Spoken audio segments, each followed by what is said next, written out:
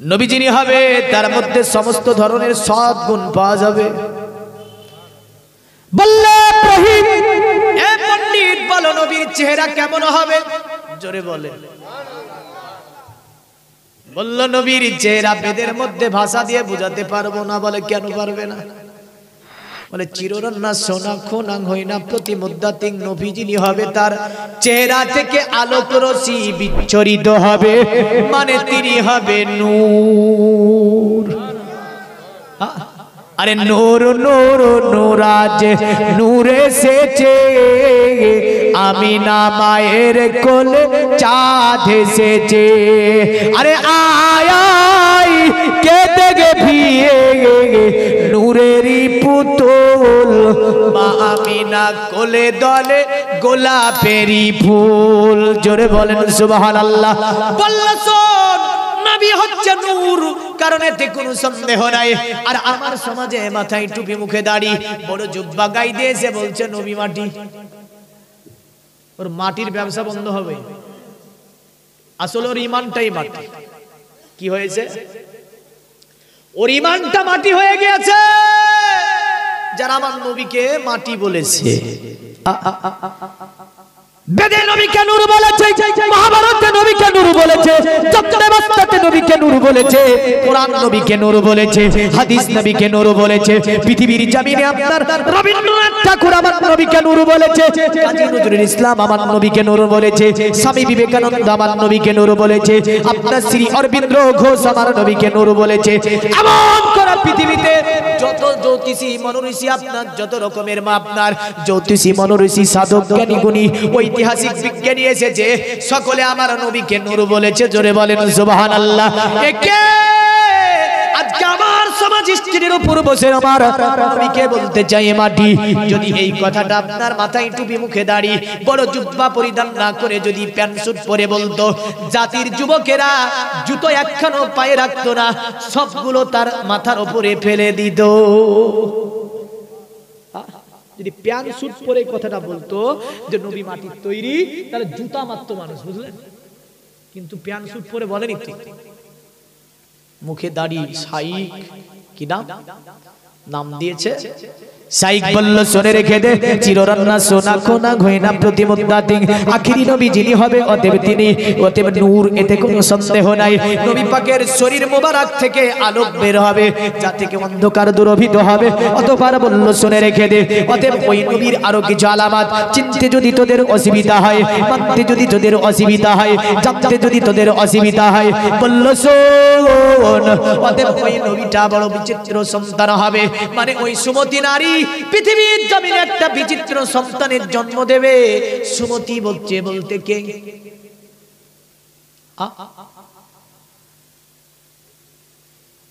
সম্বলে বিষ্ণু যশেতে গ্রহে মহাদুর্গম হমসুমাতং সুমাতং মতুরি বিবো, মন্ত্রে আছে হমসুমাতং সুমাতং।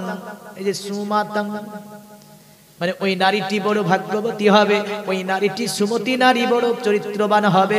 সুমতি শব্দের অর্থই হচ্ছে সুন্দরী, সুমতি শব্দের অর্থই হচ্ছে মাধুর্যবান, সুমতি শব্দের অর্থই হচ্ছে আদর্শবান। আর যদি এর আরবি করা হয়, আরবি হবে আমেনা, মানে ওই আমেনা নারীটা বড় খুশনসিব হবে যে নরসংকে জন্ম দেবে, মানে মোহাম্মদকে জন্ম দেবে।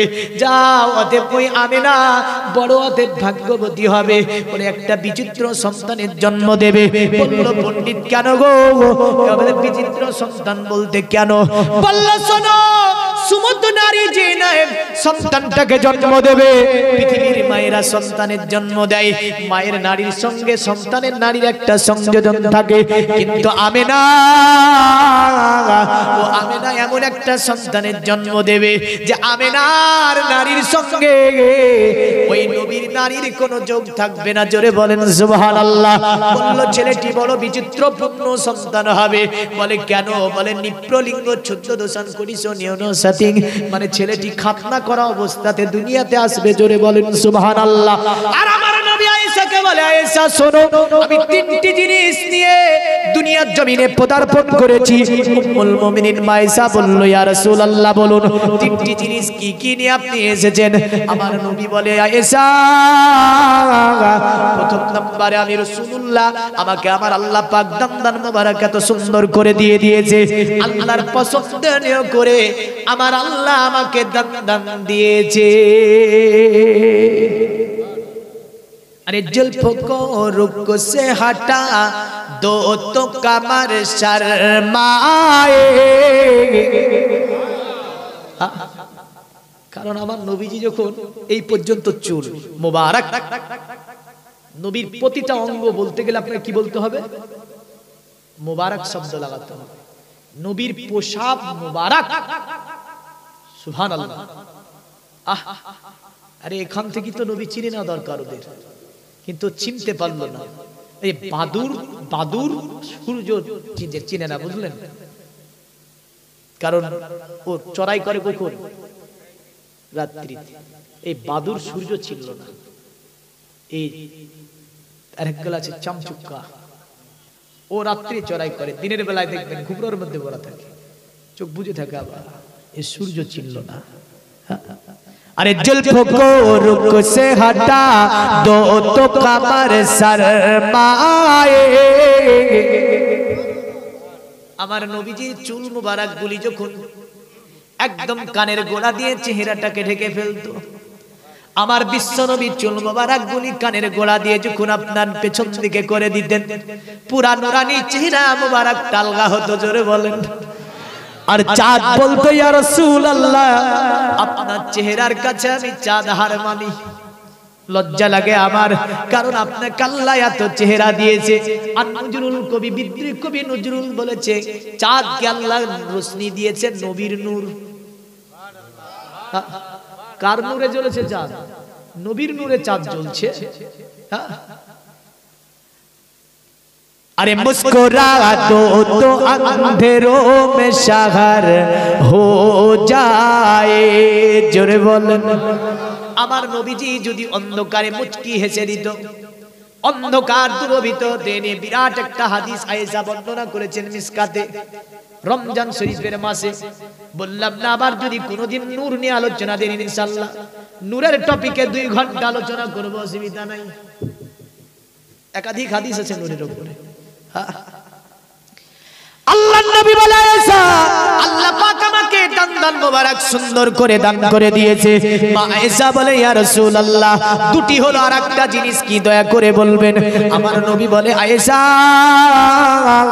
ওগো বিবি আয়েশা শুনে রেখে দাও আমার আল্লাহ পাক দুনিয়ার জমিনে আমাকে খাতনা করা অবস্থায় দুনিয়ার জমিনে আমার আল্লাহ পাক পাঠিয়েছে জোরে বলেন সুবহানাল্লাহ তাহলে তিনটি জিনিস পেলাম একটা নারী কাটা অবস্থায় মানে নারীর কোনো যোগ ছিল না একটা খাতনা করা অবস্থায় আরেকটা হচ্ছে দান মোবারক আল্লাহ সুন্দর করে আমার আল্লাহর পছন্দ করে দিয়ে দুনিয়াতে আমার নবীকে পাঠিয়েছে এই তিনটি কথা হাদিসের মধ্যে আছে জোরে বলেন সুবহানাল্লাহ পৃথিবীর মুমিন মুসলমান তারা বলল তোতে সম্ভবি শান্তি মানাংসি বিসাদা নিবে বাসুদে বাংলা গাতি পূর্ণ গন্ধানির স্পিরিজাম পৌরজান পদারাং বেহাদিস কিলাদ সুসা বলল শোন ওই নবীজির সংস্পর্শে যারা চলে যেতে পারবে তাদের জীবনটা ধন্য হবে জোরে বলবেন না আমাকে একটু উঠতে বলেছিল মৌলী সাহেব আপনি বেদ দিয়ে একটু ওয়াজ করবেন দেখেন আপনি যদি বলেন ইনশাআল্লাহ পুরো ওয়াজের শুরু থেকে নিয়ে শেষ পর্যন্ত 2 ঘন্টা শুধু বেদ অন্য কিছু নেব না বেদের মন্ত্রের মানে করতে গেলে 2 ঘন্টা লাগবে যা আমার কাছে মন্ত্রগুলো আছে তারা বলল অথতে সম্ভবি শান্তি পৃথিবীতে যদি শান্তি পেতে চাস নবীকে ধর দুটি জগতের শান্তি যিনার কদমে নষ্ট করেছে তিনি আব্দুল্লাহর ছেলে মোহাম্মদ জোরে বলেন তাহলে দুনিয়াতে শান্তি কায়েম করেছে আমার নবীজি আর আজকে মুসলমান দেখলে বলে সন্ত্রাস বলে না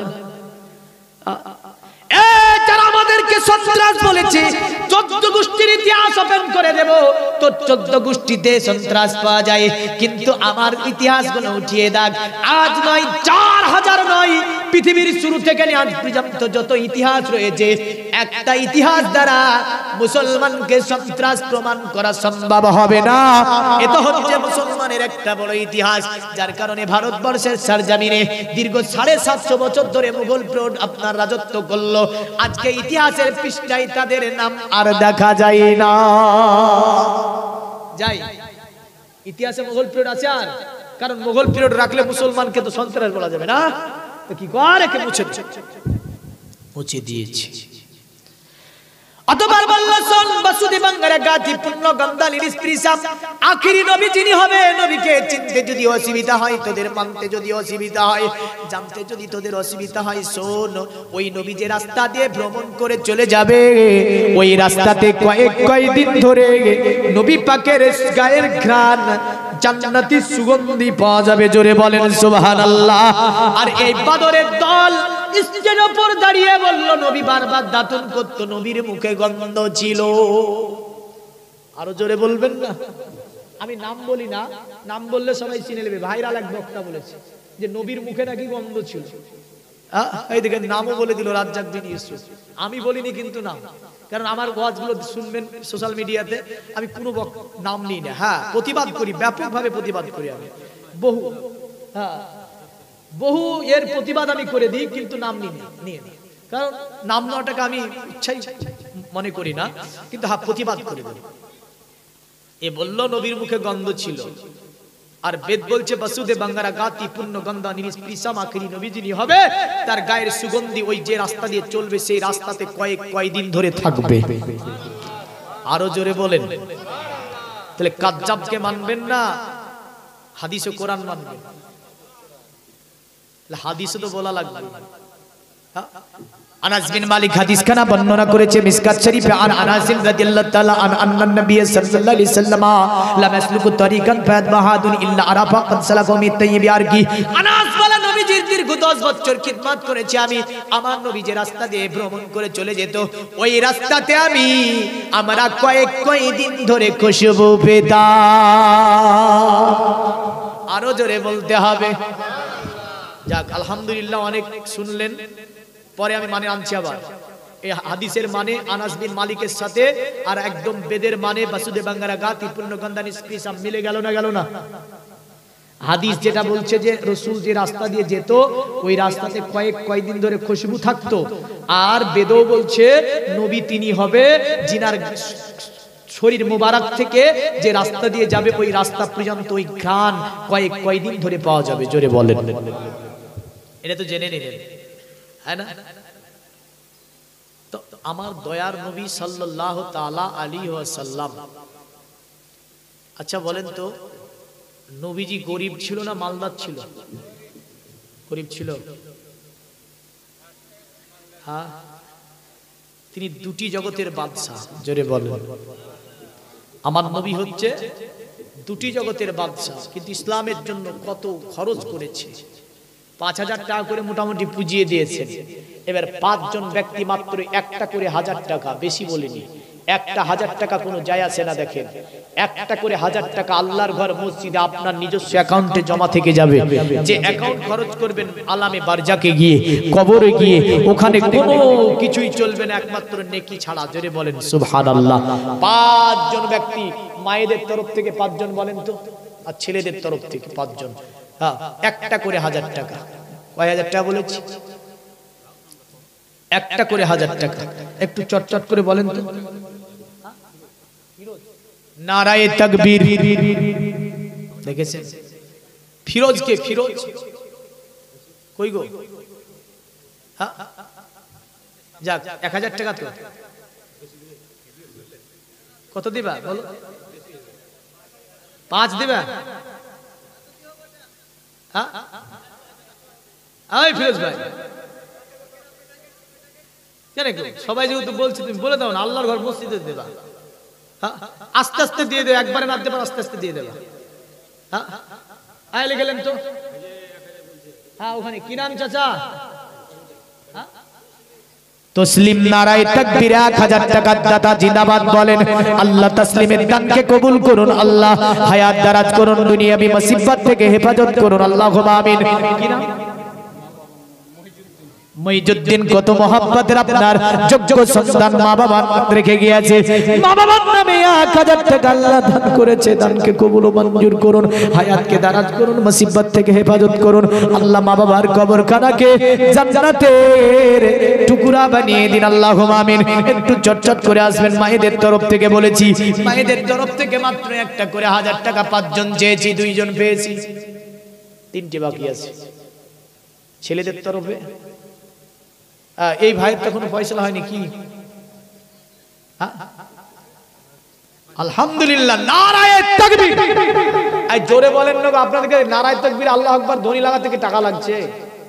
তা লাগে না তো। ভাইয়ের মন মানুষের উদারতা দেখে। আল্লাহ তুমি তার মনের উদারতাকে আরো বাড়িয়ে দাও। আল্লাহুম্মা আমিন বলেন। আল্লাহ তুমি তার আল্লাহ ব্যবসা বাণিজ্য থেকে নিয়ে পরিবার পরিজনে বরকত দাও। আল্লাহ দুনিয়াবি অসুখ বিসুখ থেকে হেফাজত করে রাখো। জিন শয়তানের নজর থেকে হেফাজত করে আল্লাহ। যেহেতু 5000 টাকা তোমার ঘর মসজিদে দান করেছে আল্লাহ, তুমি তার কামাইতে বেশি বেশি বরকত দান করে দাও। আব্দুল খালিক হাজী সাহেব, নারায়ে তাকবীর, নারায়ে রিসালাত। আলহাজ আব্দুল খালিক 1000 টাকার দাতা। আরো জোরে বলেন জিন্দাবাদ। আল্লাহ হাজী সাহেবের দানকে আপনি কবুল করে নিন। হাজী সাহেবের হায়াতকে বাড়িয়ে দিন, অসুখ বিসুখ থেকে হেফাজত করুন। আত্মীয় স্বজন যারা অন্ধকার করে তাদের কবরগুলোকে কুশাদা মানোয়ার করুন, তাদের কবরগুলোকে জান্নাতের টুকরা বানিয়ে দিন, কবরগুলোকে কুশাদা করে দিন, কবরগুলোকে মানোয়ার করে দিন। আল্লাহুম্মা আমিন। আসুন একটু একটা করে 1000 টাকা একটু চটচট করে লিখিয়ে দিয়ে যাবেন। আপনার বেদে মোল্লা মাসুদি বাংলা গাতি গন্ধানি স্প্রি সম্পর্ক জনপদারাংবে হাতিস কিলা সোসাওয়া বললো শুনে রেখে দে। দুনিয়ার জমিনে 200 যেমন কাজ যখন কমপ্লিট হয়ে যাবে, গ্রামগঞ্জ থেকে মানুষেরা দলে দলে দলে দলে আসার পরে নবীজির হাতে হাত দিয়ে কলেমা লা ইলাহা ইল্লাল্লাহ, লা ইলাহা ইল্লাল্লাহ, লা ইলাহা ইল্লাল্লাহ, লা ইলাহা ইল্লাল্লাহ মুহাম্মাদুর রাসূলুল্লাহ সাল্লাল্লাহু আলাইহি ওয়াসাল্লাম। রফিকুল ইসলাম সকলে যখন বলছে একটু বেশি করে দেন না, আল্লাহ দেখতে পাচ্ছে, আল্লাহও বেশি করে দেবে। আপনার পাস করে দেন না,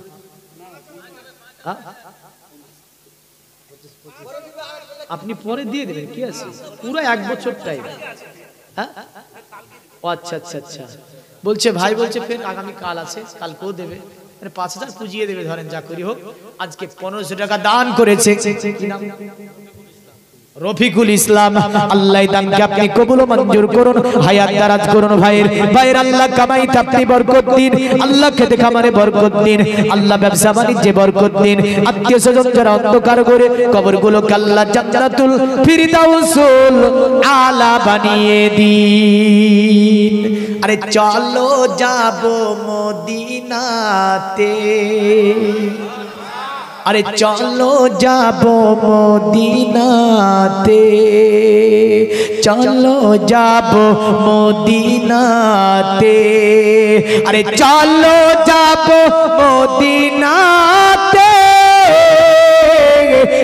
দয়ার নবীর দেশেতে। সুবহানাল্লাহ। আরে চলো যাবো মদিনাতে, দয়ার নবীর দেশেতে। আরে মদিনাতে কাবারো কাবা, মোদের নবী রয়েছে, আব্দুল্লাহরি বাড়িতে। সুবহানাল্লাহ, সুবহান। আব্দুল্লাহরি বাড়িতে নূরি মেলা লেগেছে, আব্দুল্লাহরি বাড়িতে। আরে আব্দুল্লাহরি বাড়িতে মেলা লেগেছে দলে দলে চারি ধারে দলে দলে চারি ধারে ফেরেশতারা ঘুরিছে সুবহানাল্লাহ আব্দুল্লাহরি বাড়িতে উমর ইবনে খাত্তাব চলে নবীজিকে মারিব বলে উমর ইবনে খাত্তাব চলে উমর ইবনে খাত্তাব চলে নবীজিকে মারিব বলে আরে উমর ইবনে খাত্তাব চলে নবীজিকে মারিব বলে দেখে নবী নূরি চেহারা উমর কলমা পড়েছে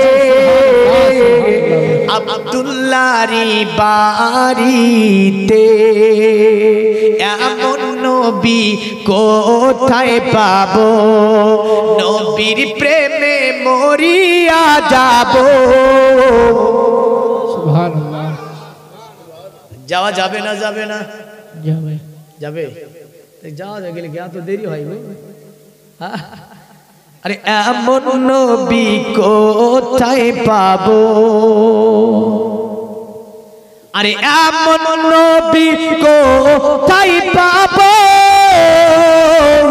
নবীর প্রেমে মরিয়া যাব বুকে পাথর নিয়ে দেখো হযরত বেলাল বলিছে আব্দুল্লাহরি বাড়িতে নূরি মেলা লেগেছে আরে দলে দলে চারি ধারে ফেরেশতারা ঘুরিছে আব্দুল্লাহরি বাড়িতে আল্লাহুম্মা সাল্লি আলা সাইয়্যিদিনা মাওলানা মুহাম্মদ ওয়া আলা আলি সাইয়্যিদিনা ওয়া আলা আলি সাইয়্যিদিনা মাওলানা মুহাম্মদ পৃথিবীর মুমিন মুসলমান বেদ বলছে এইভাবে তারপরের মন্ত্রে দেবা ধর্মা কিত্র যুগা দেবা লাগস্য চারা পুষ্টা পুষ্ট শাসন তুষ্টা কলকুরাজুনি চাবু বা নানা দেবা দিলিঙ্গেষু ভূষানে ভূষিতেষু চা ইন্দ্রজালি বুদ্ধাতি কল্পো কা পূজা কা জানা না শান্তি বলল যত দেব মূর্তির পূজা করিস না কেন সানাত হানাত মানাত খানাত জানাত লানাত মানাত করে যত দেব মূর্তির পূজা করিস না কেন আখিরি নবী যেই দিন পদার্পণ করবে মূর্তিগুলো পর্যন্ত নবীজিকে সম্মান দেবে সুবহানাল্লাহ পূজা হবে না দুনিয়াতে কারণ আখিরি নবীজি দিন আসবে পূজাগুলো পর্যন্ত নবীজি সম্মান করবে যার কারণে কোনো কবি বলেনি আরে সত্যের পানি নিয়ে এলো মক্কায় বাতিল বিদায় হলো তিনারি ছোঁয়ায় সত্যের পানি নিয়ে এলো মক্কায় বাতিল বিদায় হলো তিনারি ছোঁয়ায় বেদিনেরা কয় পূজা নেহি হয় বেদিনেরা কয় পূজা নেহি হয় মক্কাতে আলামিনুরায় ও নবী নবীজি আমার ও নবী নবীজি আমার, ও নবী, নবীজি আমার। জোরে বলুন সুবহানাল্লাহ। যতই মূর্তি পূজা করিস না কেন, আখিরি নবী যেই দিন আসবে, নবী পাকের কদম তলে মূর্তিগুলো আতেপ ঝুঁকে যাবে। আর বললে যে ছাগলগুলো আপনার কি থাকবে, অতএব দুর্বল থাকবে, সাব্বাল হয়ে যাবে। যে গাছ জীবনে কোনোদিন পাতা বের হয়নি মরুভূমির এলাকাতে, অটোমেটিক ওই গাছে পাতা দেখা দেবে। যে গাছ জীবনে ফল ফুল দিতে পারেনি, অটোমেটিক ওই গাছে ফল ফুল দেবে। যে মরুভূমি জীবনে কোনোদিন সবজা ঘাস বের করতে পারেনি, ওই মরুভূমিতে ঘাস বেরিয়ে যাবে। অবতার কলির কলকি যেদিন দুনিয়াতে আসবে, এখন অবতার কলির কলকিটাকে এই নিয়ে বিভিন্ন কিতাব থেকে যদি আমি রেফারেন্স জানতে যাই, বোঝা যাবে তিনি হচ্ছেন আমাদের নবী। সুবহানাল্লাহ। বলল অবতার কলির কলকি যেদিন আসবে দুনিয়ার জমিনে, সেই দিন অতএব ওই যে গাছ জীবনে ফল দিতে পারেনি, ওই গাছে ফল হবে। এবং কি তারা বলছে, ইন্দ্রজালি বুদ্ধাতি কল্পকা পূজাকা জনান শান্তি। আর ওই ইন্দ্রজালিকদের কিছু গল্প কাহিনী মাথায় তিলক কেটে, দেখেন না, ইন্দ্রজালিকদের কিছু গল্প কাহিনী নিয়ে মানুষকে ভুলিয়ে ভালিয়ে রাখা আর চলবে না। বলে কারণ চলবে না, আখিরি নবী আসার পরে যার অবসান ঘটাবে যিনি, তিনি হচ্ছে আব্দুল্লাহর ছেলে মুহাম্মদুর রাসূলুল্লাহ সাল্লাল্লাহু আলাইহি ওয়াসাল্লাম। কারণ ওই নবীটা যদি দুনিয়ার জমিনে যখন এসে যাবে, সেই দিন অতএব এদের সব খেল খতম করে দেবে। জগতের মুমিন মুসলমান, এ ছিল এ মন্ত্রের আপনার। এখন অবতার কলির কলকির ব্যাখ্যা আপনাকে একখানা ব্যাখ্যা দিয়ে যাব, যেটা জগবেদের মধ্যে দেওয়া হয়েছে। পণ্ডিতকে বলল, পণ্ডিত তুমি দয়া করে বলো অবতার কলির কলকি কে? অবতার কলির কলকি কবে আসবে, কোন দিনে আসবে, কোন মাসে আসবে, দয়া করে একটুখানি জানলে বলে দেবে। বলল হ্যাঁ জানা আছে, অবতার কলির কলকি আসবে কোন দিনে? বলে দ্বাদশং শুক্ল পক্ষ সীমদবিমাসি মদাবা জাতিদ্রস্তং পুত্রাং পিত্র ঘুষ্ট মানুষ্য। অবতার কলির কলকি যিনি হবেন, তিনি মাধব মাসের শুক্লা পক্ষসী দ্বাদশীতে আসবে। মাধব মাস মানে বৈশাখ মাস। কোন মাস? মাধব মানে বৈশাখ মাস। বিক্রমী ক্যালেন্ডারের মধ্যে বৈশাখ মাসকে বলা হয় আপনার বসন্তের মাস। বসন্ত শব্দটি হচ্ছে সংস্কৃতি, বসন্ত শব্দটি হচ্ছে বাংলা শব্দ। এই বসন্তের আরবি করলে হবে রবি। কি হবে? শুক্লা পক্ষ। সনাতন ধর্মে চাঁদকে দিভাগে ভাগ করে, প্রথম অংশ দ্বিতীয় অংশ। প্রথম অংশকে বলে শুক্ল পক্ষ, মানে প্রথম দিকে আসবে। প্রথম শব্দটি বাংলা শব্দ, এই বাংলা যদি আরবি করা হয় কি হবে? প্রথমের আরবি হবে আউয়াল। দুটি শব্দের সংযোজন দিলে হবে রাবিউল আউয়াল। সুবহানাল্লাহ, সুবহানাল্লাহ। বলল দাদুসান রবিউল আউয়ালের 12 তারিখে আসবে নবী, মানে অবতার কলির কলকি। তাহলে রবিউল আউয়ালের 12 তারিখে কে এসেছে দুনিয়াতে? আমাদের নবী। তারা বলল অবতার কলির কলকি রবিউল আউয়ালের 12 তারিখে আসবে দুনিয়ার জমিনে। বলল জাতের দ্রষ্টাং পুত্রাং পিত্র হুষ্ট মানুষ্য। ওই অবতার কলির কলকি দুনিয়াতে আসাতে মা এবং দাদু অতিশয় খুশি হবে। পণ্ডিতকে বলল, গো পণ্ডিত, তুমি মায়ের কথা উল্লেখ করলে, দাদুর কথা উল্লেখ করলে, তাহলে কি বাবা খুশি হবে না? বলল না, বাবা তো দুনিয়াতে থাকবে না, কারণ অবতার কলির কলকি আসবে, বাবা দুনিয়ায় থাকবে না, এতিম হয়ে ওই অবতার কলির কলকি আসবে। বলেন তো আমাদের নবী এতিম নাকি এতিম না? আল্লাহ বলে ফাআম্মাল ইয়াতীমা ফালা তাকহার। হে আমার নবী, আপনাকে আমি এতিম পেয়েছি, ও তো পায় আশ্রয় দিয়েছি। জোরে বলেন রে এতিম হালে মা আমিনার কোলে ওগো রহমত নেমে এলো।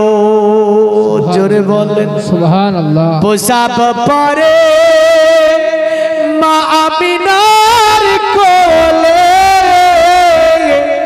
উম্মত বলে কাঁদিল ওগো রহমত নেমে এলো।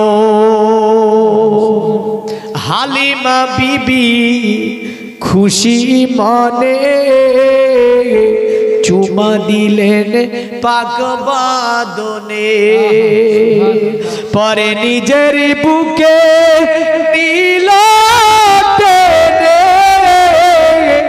ওগো দুগুদ পান করালো ওগো রহমত নেমে এলো।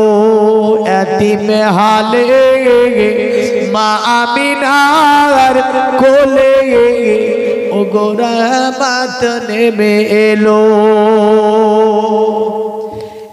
জগতের মুমিন মুসলমান, ওই কথাটা ছুটে যাবে, কারণ বেদে যদি শুরু থেকে যাই, শুধু তো নবীজির কথাগুলো বললাম। আমার আল্লাহর একাত্মবাদকে নিয়ে অনেক মন্ত্র আছে, বেদ পুরাণে আছে না নাই? আছে, কিন্তু ওগুলো আজকে হাজির করতে পারিনি, শুধু নবীর কিছু মন্ত্র হাজির করেছি আজকে। তবে আপনাকে ওই তৃতীয় নম্বরের চাওয়াটা বলে দিয়ে বক্তৃতা শেষ করব বলেছি। আবু বকরকে নবী বলে, ওগো আবু বকর বলো তৃতীয় নম্বরের চাওয়াটা কি আছে? আবু বকর মুখ কানাকে নিচুর দিকে করে আছে, লজ্জাতে বলতে পারে না। আমার নবী বলে, আবু বকর ও আমার সাহাবী আবু বকর বলো তৃতীয় নম্বরের চাওয়াটা তোমার কি আছে? আবু বকর বলে, ইয়া রাসূলুল্লাহ ইয়া হাবিবাল্লাহ, ওগো নবীজি তৃতীয় নম্বরের চাওয়াটা আমি আবু বকর যে বলতে লজ্জা পায়। আমার নবী বলে, আবু বকর বলে ফেলো তৃতীয় নম্বরের চাওয়াটা তোমার কি আছে?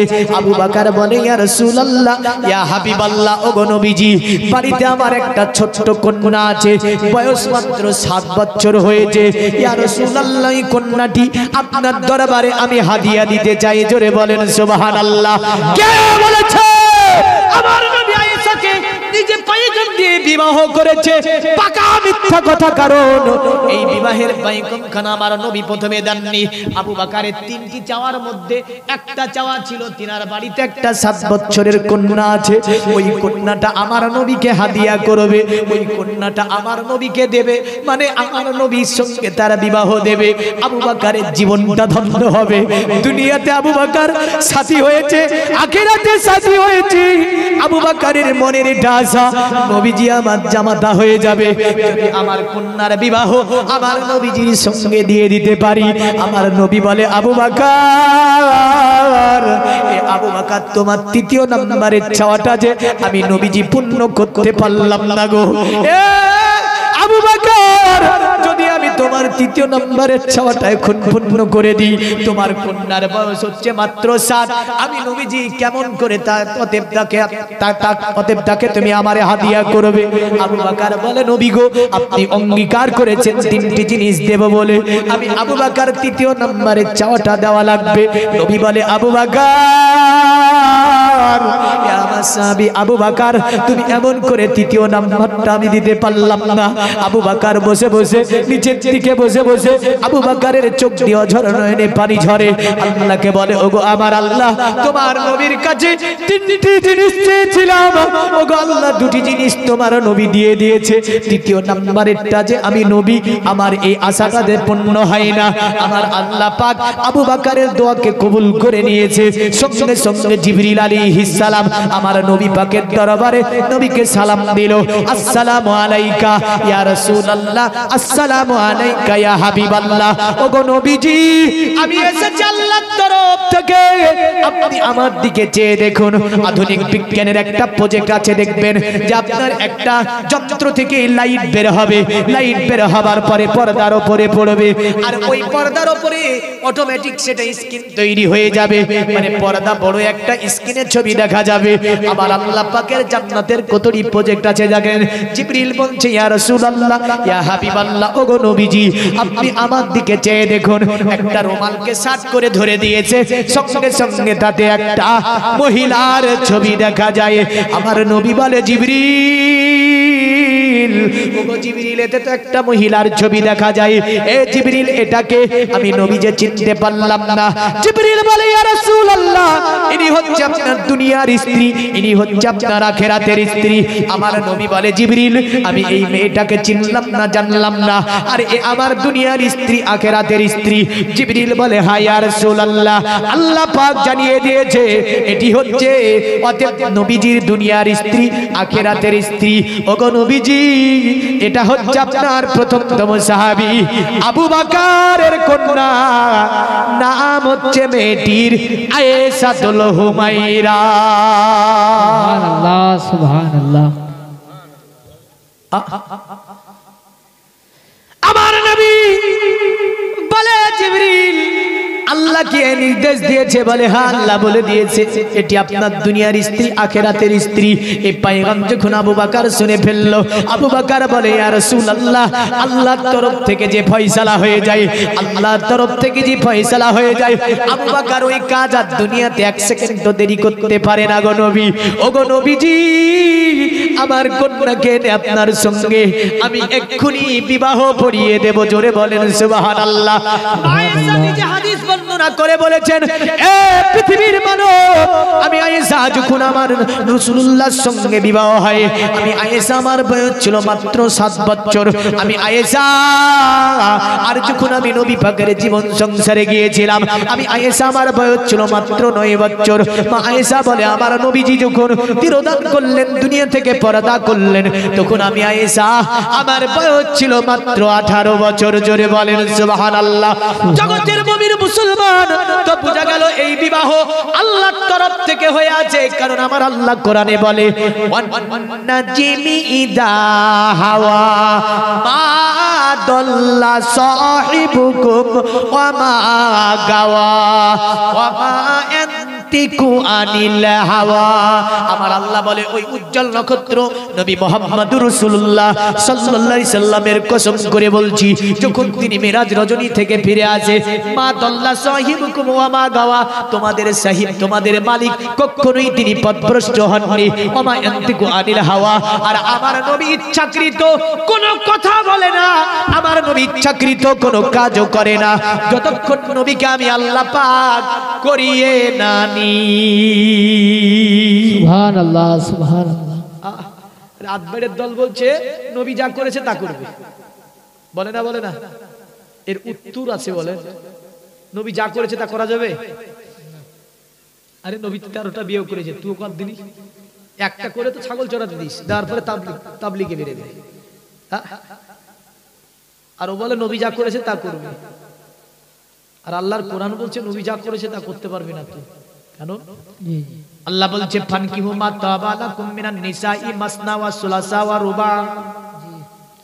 যখন কোন মেয়েকে তোমাদের দেখে ভালো লাগবে, তখন তারে বিয়ে করার জন্য মাসনা, সুলাসা ওয়া রুবা, 2 3 3 ও 4 4 অধিক যেতে পারবে না। আমার নবীর জীবন সংসারে একই সঙ্গে 9 জন স্ত্রী থেকেছে। এই কোরআনের আয়াত নবীর জন্য কাজ করেনি। জোরে বলবেন না?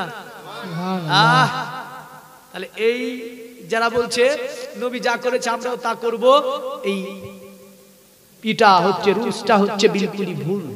কি বিলকুল ভুল? তো যাই হোক, শেষ ভালো যা সব ভালো তার, তাই না? শেষ ভালো যা ভালো তার, সব ভালো তার। অনেক টাকা দিয়েছে, ফাতিহা হবে। আপনারা এই ফাতিহাতে যিনারা এখনো বাকি আছেন দিতে, আগামী কালও দেবেন আমি জানছি। তবে মুসাফির হালাতে রয়েছি, দেখেন একটু দোয়া করব সকলের জন্যই। এসেছি বহু দূর থেকে, আবার বেরিয়ে যাবো এক্ষুনি। আমার জন্য বলছি না, মসজিদের জন্যই বলছি। সকলের জন্য দোয়াতে সকলকে শরীক হতে হবে। যিনারা এখনো শরীক হতে পারেননি, আপনাকে মার্জি দিলাম 500 100 200 300 5 10 50 যা পারবেন। 5 টাকাও যদি ভাবেন যে না দিয়ে শরীক হব, একটু চটচট করে যিনারা এখনো বাকি আছে একটু চটচট করে দিয়ে যান তো দেখি, না তবে পাঠিয়ে দেবো কাউকে। হ্যাঁ, সবাই উঠতে চাইবেন আমি জানি, কারণ বসে গেলে উঠে আবার যা হেঁটে আসা আবার যাওয়া, এটা হয়তো অনেকে ভাবছে। কারণ যেহেতু সকলের জন্য একটু হাত তুলে শেষ মাহফিলে মোনাজাত করব। অনেকেই বাকি আছেন দিতে, আল্লাহর ঘর মসজিদে, এই মসজিদে দান করে অবশ্যই দোয়াতে অংশগ্রহণ করবেন। যিনারা বাকি আছেন এখনো, যেটা পারবেন আপনার সাধ্যের মধ্যে দিয়ে দিয়েছে। এবার আপনি যেটা ভালো মনে করেন, 500 যদি মনে করেন যে আল্লাহর ঘরে 500 দেব, তো 500ই দিয়ে দেন। যদি বলেন 100 দেব, 100 দিয়ে দেন। 200 দেব, 200 দিয়ে দেন। 5 দেব, 5 দেন। 10 দেব, 10 দেন। কিন্তু আমি এটা আপনাকে রিকোয়েস্ট রাখছি যে আপনাকে অবশ্যই দুয়ার মধ্যে যাতে করে আমরা সকলে অংশগ্রহণ করতে পারি। মোটামুটি 12টার কাছাকাছি হয়ে গেল। দেখেন এই দেখেন আমার একজন ভাই উঠেছে, বেশ 100 টাকা করেছে দান। আসেন একটু চটচট করে, মেয়েরা তো আসতে পারবে না, মেয়েদের দিকে কেউ যান, 2-5 টাকা করে দেবে যান, যেহেতু যারা বাকি আছে অবশ্যই দিয়ে দেবে। 12টার কাছাকাছি হয়ে গেল, দুয়ার দিকে আগিয়ে যাব। দু একজন যান। এই দেখেন আরেকজন আমার চাচা 200 টাকা পাঠিয়ে দিয়েছে। আল্লাহ দানকে আপনি কবুল করুন। গভীর রজনী, এই রজনীর দোয়াকে আল্লাহ কখনোই ফিরে দিতে পারে না। এই গভীর রজনীতে আমার আল্লাহ নূর দুনিয়ার জমিনে আপনার ফেলাচ্ছে। কারণ এই দেখেন এই ভাই আমার একবার দিয়েছে, আবার বলে ফাতিহাতে, আবার 100 টাকা ফাতিহাতে দিয়ে অংশগ্রহণ করে নিল। একটা ছোট্ট মেয়ে 50 টাকা পাঠিয়ে আল্লাহ দৌড়তে দৌড়তে এসে মসজিদে দিয়েছে। এই মেয়েটির ব্রেনকে আপনি প্রখার করে দিন। সকলে বলুন আল্লাহুম্মা আমিন। সুশিক্ষায় শিক্ষিত করুন, জিন শয়তানের কুনজর থেকে হেফাজত করুন, আল্লাহুম্মা আমিন। আসেন একটু চটচট করে মেয়েদের তরফ থেকেও যিনারা বাকি আছেন 5, 10, 50 যে যা পারবেন দিয়ে একটু করে শরীক হয়ে যাবেন। যেহেতু গভীর রজনী, আর এই গভীর রজনীর দোয়াকে আমার আল্লাহ ফিরিয়ে দিতে পারে না। একটু চটচট করে দিয়ে যাবেন। আল্লাহ রাব্বুল আলামিন আমাদের সকলকে রাসূলুল্লাহর আশিক হিসাবে কবুল করে। আমি আয়াত পড়েছিলাম, ইয়া আইয়ুহাল্লাযীনা আমানু জতানিবু লিল্লাহি ওয়ালির রাসূলি ইযা দাআকুম। আমার আল্লাহ বলছে, পৃথিবীর ইমানদারেরা, এ বিশ্বাসীরা, যখন তোমাদেরকে আল্লাহর রাসূলের তরফ থেকে ডাক দেওয়া হবে, পৃথিবীর সব কাজ বন্ধ করে দিয়ে আমার নবীর ডাকে তোমরা সাড়া দাও, এতেই তোমার জীবনের মঙ্গল আছে। সুবহানাল্লাহ, সুবহানাল্লাহ। কারণ আর যিনারা পিছনে আছেন একটু সামনে এসে যান। আর চাইবো না, ভাবছেন যে সামনে রেখে চাইবে, সকলে এক জায়গায় হয়ে একটু আল্লাহর কাছে দোয়া করার জন্য বলছি যে একটুখানি সামনে আসবেন। আল্লাহ পাক আপনাকে আমাকে নবী পাকের ভালোবাসা, নবী পাকের প্রেম, নবী পাকের মহব্বত নিয়ে পৃথিবীর জমিনে 5 ওয়াক্ত নামাজ প্রতিষ্ঠিত করার তৌফিক দেয়। সকলে বলুন আল্লাহুম্মা আমিন। আমার ওয়াজের শেষ লগ্নে এই কথাটা থাকে। দেখেন এতক্ষণ ধরে ওয়াজ করলাম, কিছু কিছু কথা শোনালাম, বহু কিছু বললাম। দেখেন শেষ কথা আমি এই কারণে বলি যে যার শেষ ভালো তার সব ভালো। যারা পালিয়েছে তারা গেল, যারা পালিয়েছে তারা গেল। কারণ শেষে একটা মজার জিনিস দিয়ে দেয়, কি জানেন? এই যে মানুষগুলো এখানে আছেন, আপনাদের মধ্যে এমন ব্যক্তি আছে যে যিনি জুম্মার নামাজ পড়ে না? আছে গো? আছেন না? তো যাক, যিনি জুম্মার নামাজ পড়েন না তিনি একটু মনে মনে বলেন তো যে আমি আগামী জুম্মার নামাজগুলো পড়ে নেব। কারণ নবীজি বলেছে যারা পরপর 3টা জুম্মার নামাজ বিনা কারণে কাজা করে দিল তাদের নাম মুনাফিকের খাতায় উঠানো হবে। তাহলে যিনারা জুম্মার নামাজ পড়েন না, একজন আমার যুবক ভাই হাত তুলে বলেন তো আগামী জুম্মার নামাজগুলো, সব জুম্মার নামাজগুলো কাজা করব না? একজন আমার যুবক ভাই বলতে পারবেন না? সবাই পড়েন জুম্মার নামাজ? পড়ে না গো, আমি দেখে বুঝতে পারছি পড়ে না। একজন যুবক বলতে পারবেন না যে মৌলভী সাহেব কথা দিলাম আগামী 5 ওয়াক্ত দিচ্ছি না আপনাকে, শুধু জুম্মার নামাজগুলো সপ্তাহে একটা করে দিন? বলা যাবে না? নাই? খুব ভারী মনে হচ্ছে। হ্যাঁ, এই খুব ভারী তো নয়। আপনি পড়েন না জুম্মার নামাজ? তা আপনাকে তো বলিনি, যিনারা পড়ে না জুম্মার নামাজ তাকে বলেছি। সেদিন এক মাহফিলে বুঝলেন আমি বলেছি, এই যুবকরা তোমরা বলো তো ইনশাল্লাহ পৌনে টাকা নেবো না? তো সামনে বসেছিল একজনা বুঝলেন ইনশাল্লাহ টাকা নেবো না। অলরেডি ওর 3টে বিয়ে হয়েছে। তা বলছে আপনার 3টে বিয়ে হয়ে গেছে? আমি বলেও ফেলেছি বুঝলেন ডাইরেক্ট। আর মুর্শিদাবাদ চিনি তো, ওকে বলছি আপনার 3টে বিয়ে হয়ে গেছে আর আপনি বলছেন ইনশাল্লাহ টাকা নেবো না? যুবকদেরকে বলেছিলাম যে পৌনে টাকা নেবো না বলো তো। তো যুবকরা কিন্তু খুব চালাক, একদম ঠিক ছিল বুঝলেন। হ্যাঁ, তো যাই হোক, মায়েদের তরফ অনেকে নামাজ পড়ে না, আছে না নাই? অনেকে আছে। আপনারা মনে মনে বলে নেন যে 5-এর মধ্যে 1 হলো পড়বো, 5 ওয়াক্তের মধ্যে 1 ওয়াক্ত হলো পড়বো। দেখেন আমি যা কিছু বললাম আপনাকে, এই জিনিসটুক যদি মহাজন আছে অনেক লেটে আসলো, হ্যাঁ তো যাক বলেন নবী পাকের ওয়ালাইকুম সালাম ওয়া রাহমাতুল্লাহি ওয়া বারাকাতুহু কত দিচ্ছেন আলহামদুলিল্লাহ কবি আছে না এক মন করে দেবেন কি আছে আল্লাহ দিছে অনেক দিছে হ্যাঁ নারায়ে তাকবীর নারায়ে রিসালাত ইয়া রাসূল এক মনই দিয়ে দেব বলবো যাক আলহামদুলিল্লাহ আল্লাহ পাক তার খেতে বরকত দান করে সকলে বলেন আল্লাহুম্মা আমিন বরকত আসছে আল্লাহর তরফ থেকে রহমত আসছে আল্লাহর তরফ থেকে মহান রব্বুল আলামিন তার দানকে কবুল করে আগামী কালকে দেব বলেছে আবার 100 টাকা দিয়ে গিয়েছে আল্লাহ তার দানকে কবুল ও মঞ্জুর করে তার হায়াতকে দারাজ করে অসুখ বিসুখ থেকে হেফাজত করে সকলে বলুন আল্লাহুম্মা আমিন ওয়া আখিরি দাওয়ানা আলহামদুলিল্লাহি রাব্বিল আলামিন গোটা যা ওয়াজ করলাম কোনটা মানতে হবে না শেষে যেটা বললাম কমসে কম এক ওয়াক্ত 5 ওয়াক্ত না পারলে এক ওয়াক্ত নামাজ পড়বেন এটাই মানবেন বাদবাকি কোনো ওয়াজ মানার দরকার ও গোটা না মানতে পারলো কোনো যায় আসে না ঠিক বলছি না ভুল নামাজ না পড়ে কোন পৃথিবীর কোন ইবাদত আপনাকে জান্নাতে নিয়ে যেতে পারে না কাল কিয়ামতের পেছন থেকে যেন টান দিয়ে না ধরেন এই কারণে কথাগুলো আমি প্রতিটা মাহফিলে শেষে বলে